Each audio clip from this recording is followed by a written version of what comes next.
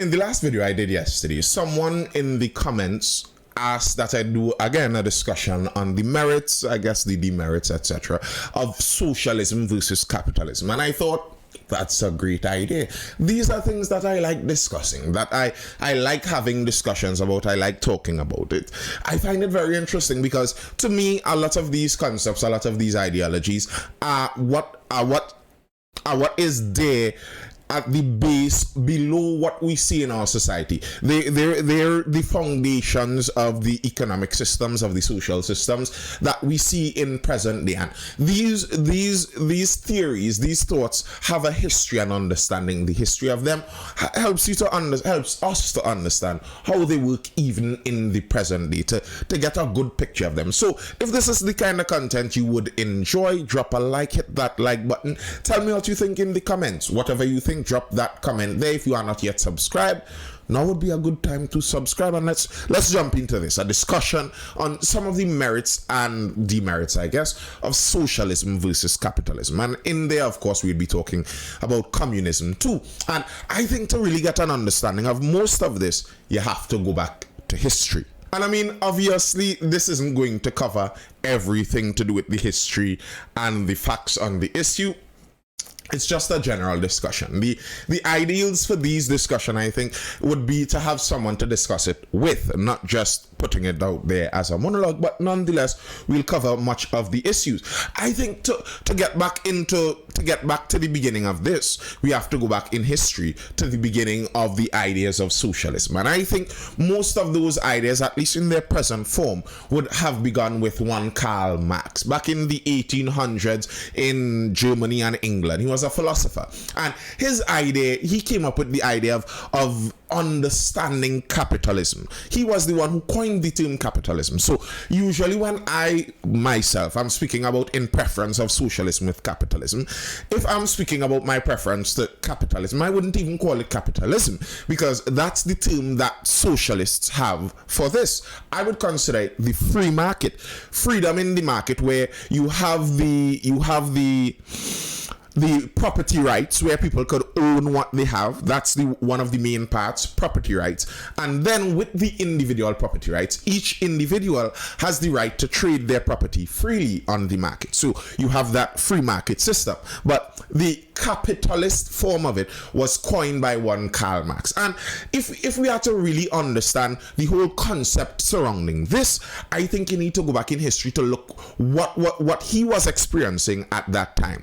What was the history, what was the reality surrounding him at that time when he came up with some of these concepts. And this was at the beginning of this industrial revolution, the industrial revolution in most of the Western world, where we saw many companies getting into manufacturing, factories being built, factories being more automated, more people moving out from the farming and agricultural sectors into that industrial and manufacturing sector.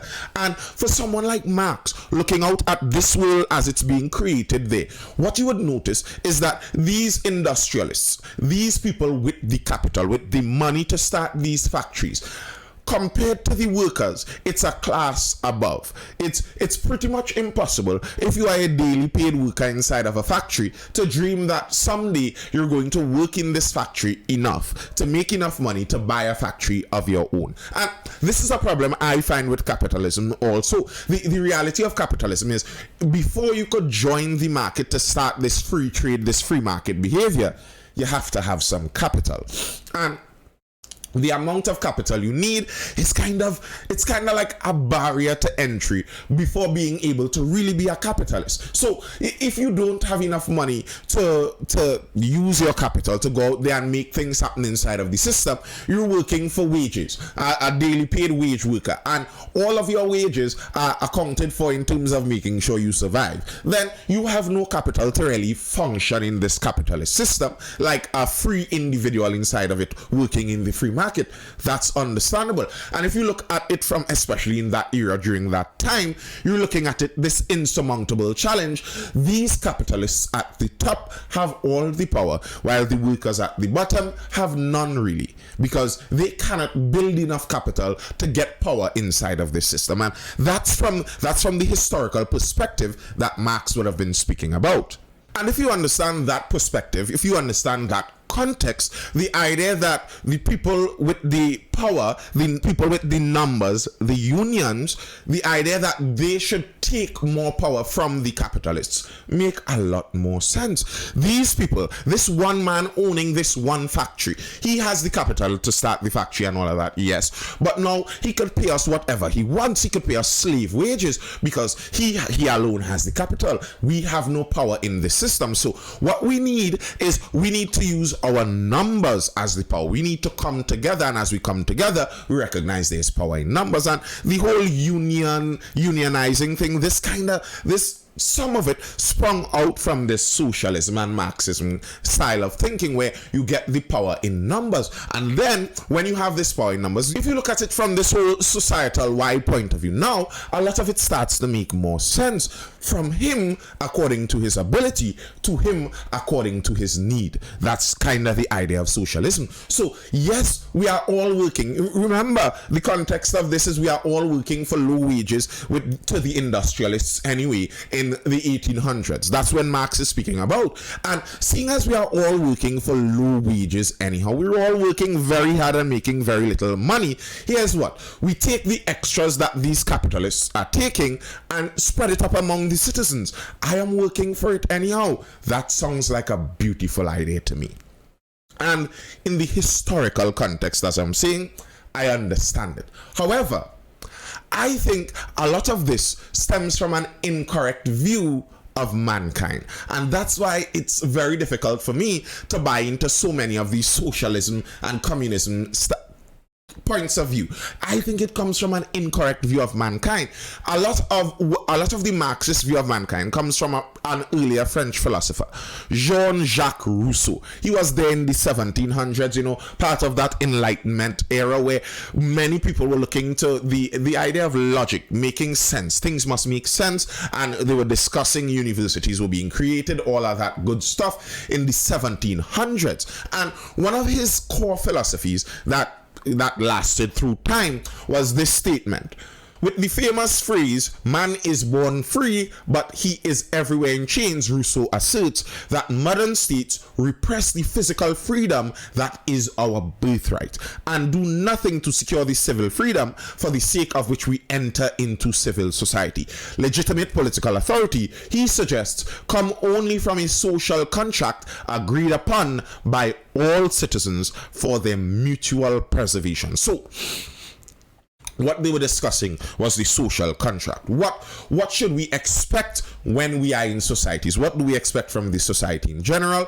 What do we expect to put out there? Now, my problem with this is I think it is wrong. I think it's an incorrect view of mankind. Man is born free, but everywhere he is in chains. I don't agree man is born free.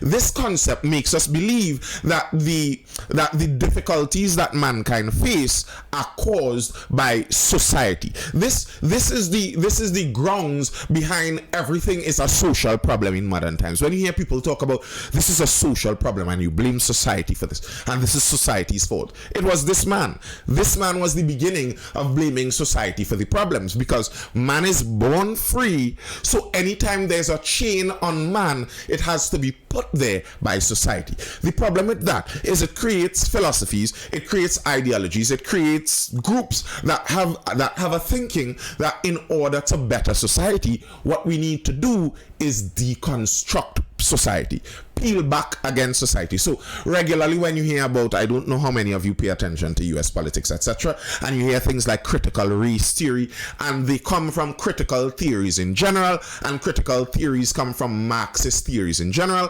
The idea is a critical theory basically means you're criticizing the society. You're finding ways to critique the society, and by critiquing the society, what you're aiming to do is peel back at the layers of society. Peel back, keep deconstructing. You speak to many people on the left Marxist side and they speak regularly about deconstructing this and peeling back that layer, because the idea is man is born free. If we could peel back these chaining layers that are enslaving mankind, we'll free mankind more. Here's the problem. That's wrong. I don't think man born by himself is free. Man born by himself is naked, afraid, alone, cold, and very much in danger.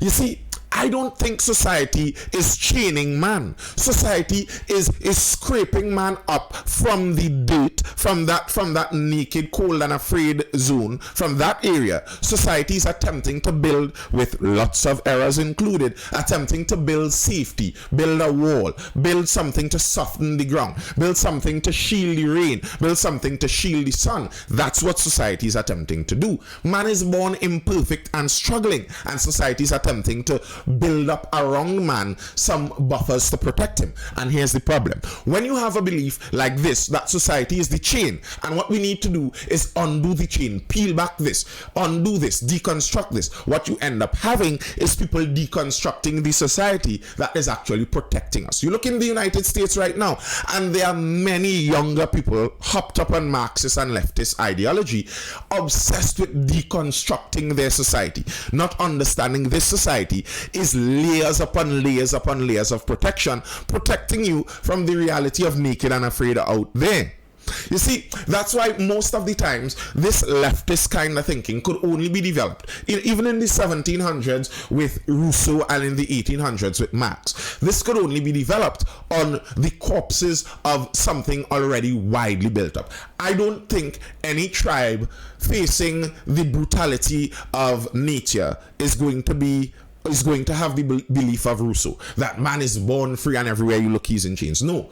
Tribes who know the reality of nature, the brutality of Mother Nature out there, they aren't going to have that view. You could only have that view when you are born into a society that is layers upon layers upon layers of protection, and you start to believe that the layers of generations gone before are default. This is something that everyone has this. Everyone has this. So anything that is a difficulty when I'm inside of this home with air condition, anyone telling me, well, you have to go wash the wares, that's a problem for society. You see, the reason society is telling me I have to go wash the wares is they're attempting to put me in chains without understanding that society is what built the entire house around you, and they're telling you that you have to help maintain this house.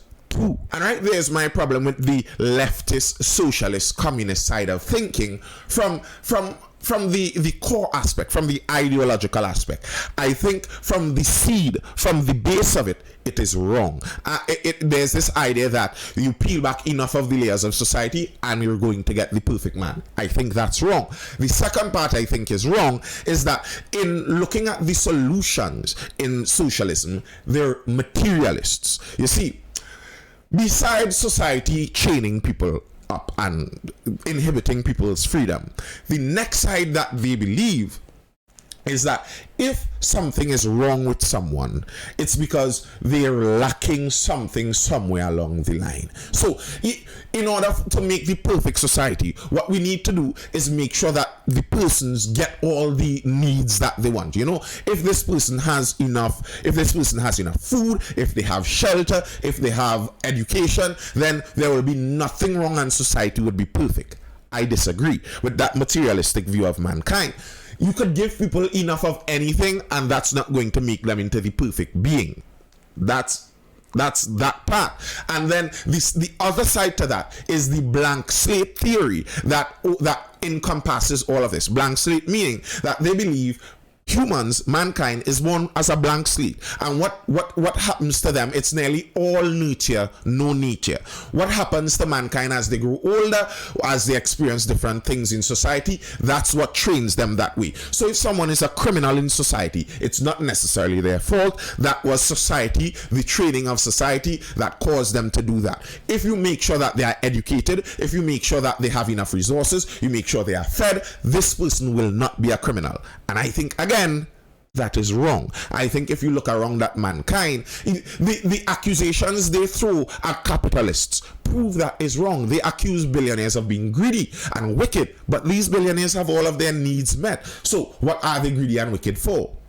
is something lacking in society for them too. I think it's an incorrect view, and that view often ends us up with some of the nonsense we see in modern times, where the solution for crime is no longer crime fighting, but no, you need a social worker to go out there and get into the community and make sure. I don't really agree with that. I think most of the solutions for crime is crime fighting. Yes, there are social ills that do exacerbate and make certain things worse, but I don't think that man is some blank slate and it's only the social ills that makes man into an evil creature.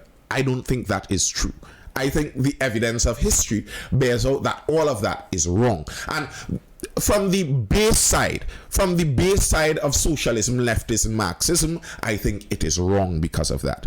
But there's the economic side. Beside the cultural, social side of all of these discussions, there's the economic side, where if you lean more left, the idea is that we engage the society, we engage the state to help more people in society in general. While if you lean more right, if you lean more capitalist, if you lean more free market, you're aiming that the state helps fewer people, everyone helps themselves, and in the interrelationships between everyone helping themselves, that's how we get the economy to run.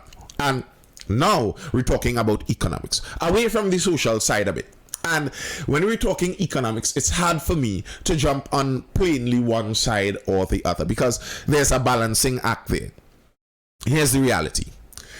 With the individual free market, this is something the free market was not formed, but philosophized and spoken about and kind of concreted into the modern consciousness by one Adam Smith, I think was him, in the 1700s in the United States. And the idea is that you have this free market, you have your property rights, and you are able to deal in that free market freely. And this is how mankind gains wealth. That was his theory, basically.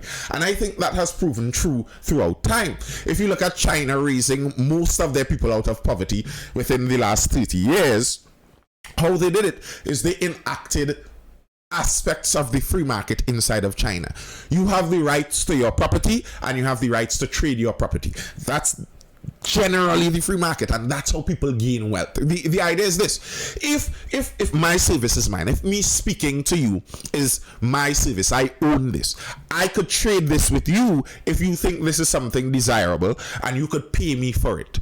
And that's how I gain wealth from this. If we have the government involved in it, telling me what I should do, it becomes more difficult to gain wealth. And the problem with socialism is they talk about the workers need to run this. You know, you have to have the people running this. But the problem is it's hard to get 1.4 million people inside of Trinidad and Tobago to make every decision for everybody. That's not how it works. It's not that the 1.4 million people are going to make the decisions on the behalf of everyone. No.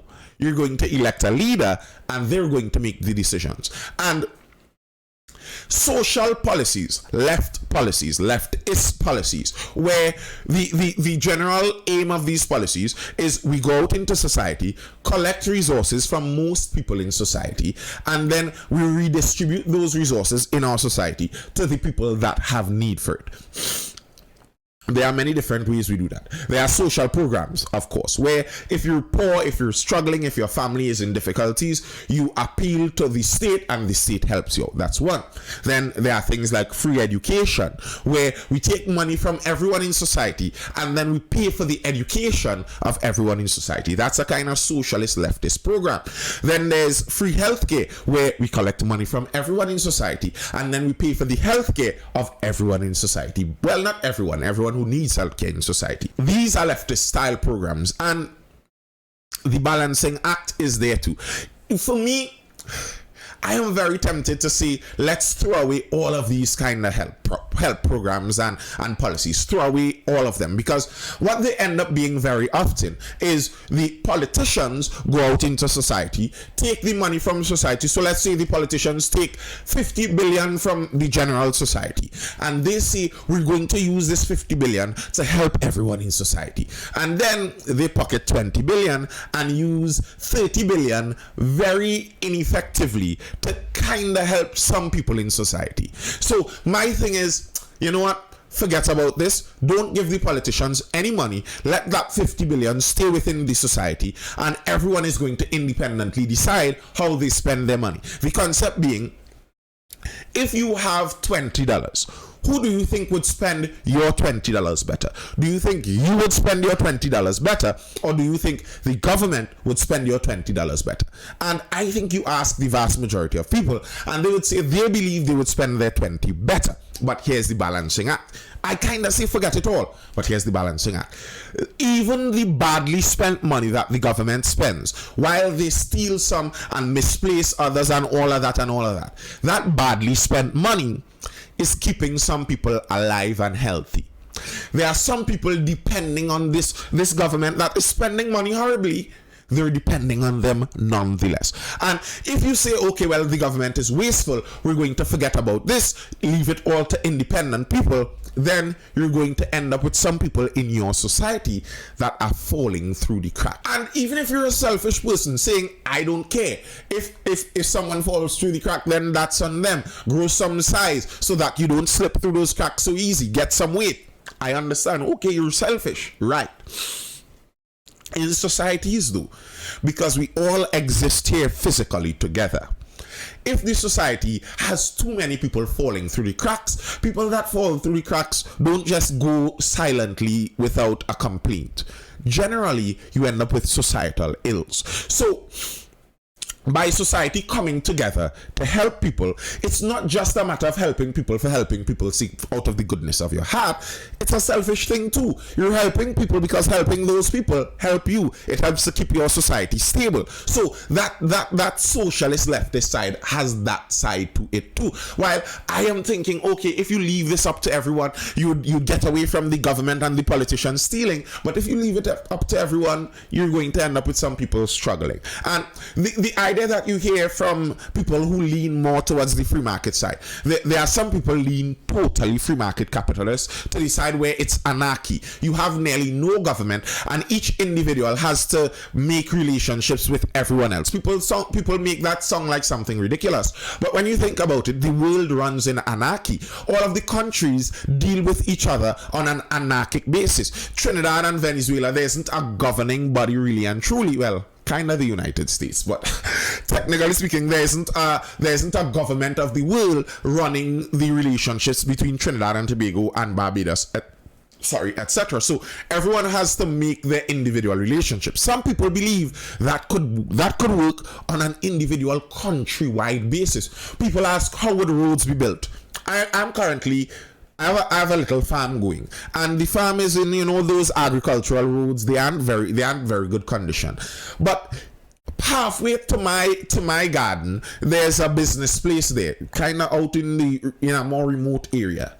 That business place is paving the old farm roads, the old agricultural access roads. Why are they doing it? Because it's to their benefit. That's what actually happens. Even if you don't have the state, if the government disappears, businesses, people who make money, the capitalists inside of the system, they're going to create many of these things on their own. And the idea in many of these more free market systems, it's not that the people fall through the cracks. It's not that the people aren't helped by society. The idea is that you are supposed to have social institutions like churches, like religious institutions, and they are the ones supposed to take up that slack. It's not supposed to be that the government has to see about the poor, the government has to see about the orphans, the government. You're supposed to have social institutions that see about these things. The thing is, in modern society, many of these outside social institutions are kind of decaying. It's more difficult for them to get things done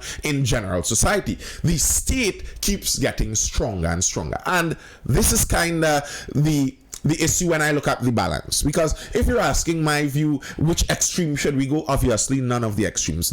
Obviously, there should be a balance, but where the balance is the difficult point. Anytime you introduce state power, anytime you introduce that leftist side of state governance, it's going to become stronger. If the state has to get power to solve a problem, and then the problem isn't fully solved, what do you think the state is going to suggest in order to help fully solve the problem more? more power for the state. And that's the problem we get. It's like a ratchet. I don't know how many of you know those ratchets in mechanics, where it only tightens one direction. You can move it both directions, but it only tightens one direction, and it tightens in the direction of continuing to give the state more power, because the state has the power to give itself more power. And the state believes that its power is there to help people. So obviously, the state is going to say, keep giving us more power and we'll help more people. And then when some people are not being helped, what the state would say is, well, we need a little more power to help those. And you keep going and progressing in that direction. Until one day you wake up and the state seems to have nearly all the power and no individual has the power anymore. And the thing is, the free market capitalist way is more of a modern thing. The idea of socialism and one group controlling how everything is spent in a country, that's kind of how it's always been done. That's how it's always been done. The idea of individuals having control over their own property and what they work for is more of the modern solution, that free market solution. All right, that's most of what I have for now in the discussion. There's always more you could say, but tell me what you think. I hope you're educated, informed, or entertained. Drop a comment. Tell me what you think. Where do you think that balance is in between the extremes of leftism to rightism, in between the extremes of communism to capitalism? Do you think in the social side you believe that man was born free and everywhere we are in chains, or do you believe man was born naked, afraid, and in danger, and society helps to clothe that man? Which way do you see it? And on the economic side, do you think that we should be taking more from people to redistribute, or do you believe we should be leaving more to each person so that they can distribute it themselves? Tell me what you think. As I said, that's all I have for now, and I will see you in the next video.